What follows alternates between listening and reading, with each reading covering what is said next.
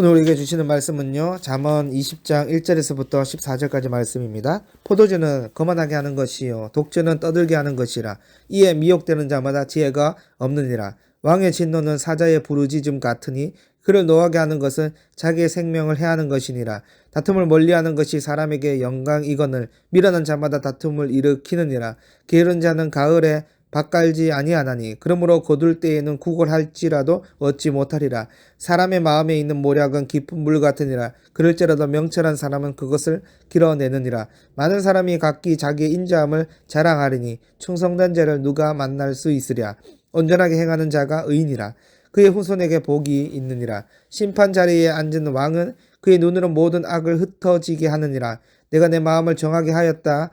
내 죄를 깨끗하게 하였다 할 자가 누구냐. 한결같지 않는 저울추와 한결같지 않는 대는 다 여호와께서 미워하시느니라. 비록 아이라도 자기의 동작으로 자기 품행이 청결한 여부와 정직한 여부를 나타내느니라. 듣는 귀와 보는 눈은 다 여호와께서 지으신 것이니라. 너는 잠자기를 좋아하지 말라. 내가 빈궁하게 될까 두려우니라. 내 눈을 뜨라. 그리하면 양식이 족하리라. 물건을 사는 자가 좋지 못하다 하다가 돌아간 후에는 자랑하느니라. 아멘.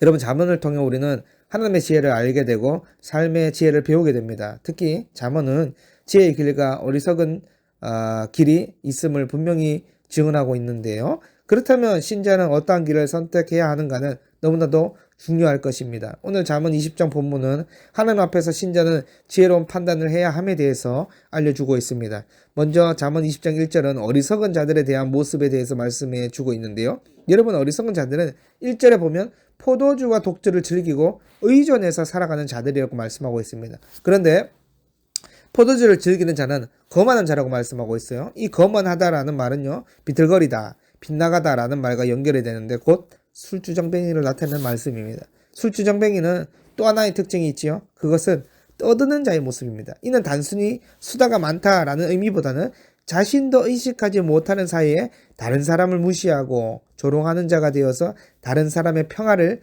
방해하는 모습을 의미합니다. 즉, 술에 취하면 소란을 피우거나 약자를 괴롭히는 모습인 것입니다. 그런데 여러분, 포도주를 즐기고 독주에 의존하는 자가 얼마나 어리석은 모습입니까? 특히 거룩한 성전인 우리의 몸을 술로 채우는 것은 성령을 근심하게 하게 되고 지혜로운 선택을 하지 못하게 하기 때문에 포도주와 독주를 멀리하는 것이 좋습니다. 이어서 2절부터 왕이 등장하고 있는데요. 여러분, 잠언은 여러 가지 주제로 소개할 수 있는데 그 한 주제를 왕의 지혜라고 표현하기도 합니다. 여러분, 우리는 왕을 통해서 생명을 보호받기도 합니다. 그러나 반대로 왕에 노하게 한다면 어떻게 될까요? 그것은 2절 말씀처럼 자신의 생명을 해하게 된다는 거예요. 성경은 만왕의 왕이 하나님임을 분명하게 증언하고 있죠. 그러기에 왕을 노하게 한다는 것은 사자를 건드리는 것과 같기 때문에 목숨을 잃을 수 있습니다. 그래서 신앙생활을 내가 하지만 누구 앞에서 하는가를 평생 잘 기억해야 되고 왕을 노하게 하는 어리석음과 무모함을 멀리해야 할 것입니다. 그렇다면 여러분, 구체적으로 지혜로운 만왕의 왕은 어떤 것을 싫어하고 어떤 행동에 진노하실까요? 3절 말씀에 보면 지혜로운 왕은 다툼과 분열을 싫어합니다. 성경에 예수님을 평강의 왕으로 소개하고 있지요. 또한 평강의 왕 예수님께서 자신의 육체로 율법의 조문을 모두 완전히 하셨습니다. 이제 그리스도 안에서 우리 모두가 가족 공동체가 되어진 것입니다. 그런데 가족 간에 다툼을 일으키고 분열을 일으킨다면 그것이야말로 왕의 진노를 일으키는 행동인 것입니다. 그러므로 여러분, 지혜로운 사람은요, 다툼을 피하거나 일으키지 않습니다.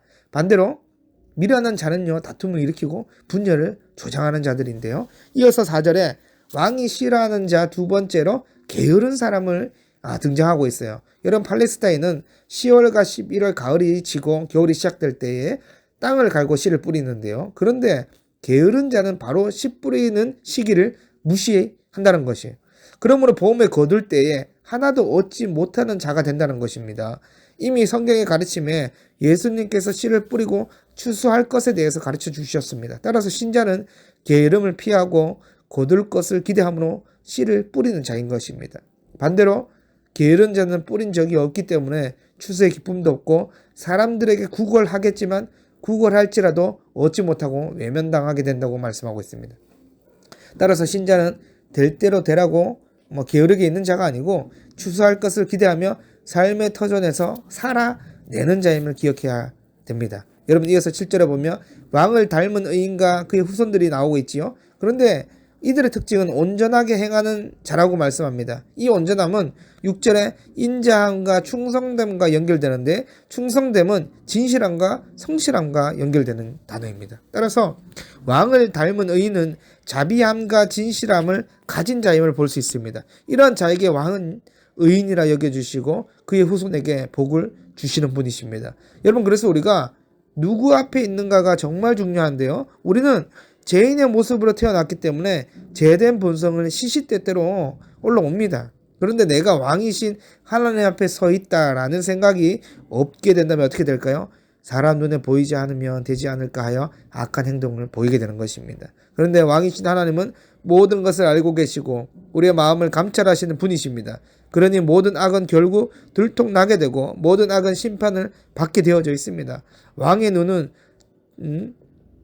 정의의 눈이 완전한 저울추이기 때문에 선과 악이 왕의 판단으로 온전히 이루어지게 될 것입니다. 그래서 여러분 악이 만연해 있는 것 같은 이 세상을지라도 낙심하거나 기도를 멈추지 마시기 바랍니다. 8절에 심판 자리에 앉은 왕이신 하나님께서 그의 눈으로 모든 악을 흩어지게 하실 것입니다. 그러니 여러분 신자의 삶을 평가하시고 판단하실 이는 누구십니까? 바로 만왕의 왕이신 하나님이십니다. 그래서 10절 말씀에 무엇이라고 말씀합니까? 한결 같지 않은 저울추와 한결되지 않는 대는 다 여호와께서 미워하시느니라 라고 말씀합니다. 여러분 여기에 표현된 저울추는 무게를 재는 단위이고 대는 부피를 재는 단위를 의미하는데요. 구약시대의 상거래에서 저울추가 대는 단위를 바꾸어 속이기 쉬웠습니다. 그런데 사람은 속일 수 있지만 하나님은 속일 수가 없지요. 이러한 사람을 속이는 일을 하나님께서는 미워하신다고 10절에 말씀하고 있습니다. 따라서 반대로 왕이신 하나님은 정직한 자를 기뻐하신다는 것인데요. 이어서 12절은 듣는 귀와 보는 눈이 다 여호와께서 지으신 것이다 라고 말씀합니다. 여러분 12절은 듣는 귀와 보는 눈이 하나님께서 지으신 것이라고 말씀하기 때문에 신자는 하나님이 지으신 바에 따라 살아가야 할 것입니다. 그런데 듣는 귀와 보는 눈은 하루아침에 분별되는 것이 아니지요. 끊임없이 계시의 말씀을 보아야 하고 하나님의 말씀을 들으면서 배워야 합니다. 따라서 신자는 눈과 귀가 지혜를 수용하고 교육하는 필수적인 두 기관이기에 잘 훈련해서 올바른 판단과 분별력을 가지고 살아가야 되는 것입니다. 지속적인 교육과 훈련을 통해 하나님이 지으신 바대로 보고 들어서 하나님이 기뻐하시는 삶을 살아내야 되는 것입니다. 여러분 결국 오늘 본문을 쭉 보시면 신자는 지혜로운 판단을 내리기 위해서 또 삶을 살아내기 위해서 자신이 누구 앞에 서 있는가를 잘 생각하라는 것입니다. 하나님 앞에서라는 개념이 없으면 어떻게 될까요? 성전인 몸을 함부로 대할 것이에요. 포도주 독주에 취해 떠들면서 남에게 피해를 주는 성령을 근심하게 하는 자가 될 것입니다. 반대로 하나님 앞에서라는 개념으로 살아가는 자는 하나님이 평강의 왕이시고 자신의 육체로 율법의 조문을 허시고 유대인과 이방인의 다 그리스도 안에서 한 지체가 되었음을 알기 때문에 다툼과 분열을 멀리하게 될 것입니다. 뿐만 아니라 하나님이 거두게 하실 추수를 기대함으로 게으르지 않고 씨를 뿌릴 것입니다. 이것이 영적인 자리와 삶의 자리에서도 마찬가지일 것입니다. 뿐만 아니라 온전하게 행하기 위해서 하나님이 기뻐하시는 모습으로 인자함과 진실함으로 살아가게 될 것입니다. 즉 날마다 하나님의 시선으로 바라보고 하나님의 음성을 듣고 배워서 하나님의 지으신 바대로 살아가게 될 것입니다. 이러한 삶이 가능한 이유가 심판자이신 하나님 앞에 서 있기 때문입니다. 그러므로 오늘 또 만왕의 왕이신 하나님 앞에서 지혜로운 삶을 살아가는 우리 모든 비전교회 성도분들이 되기를 간절히 소망합니다.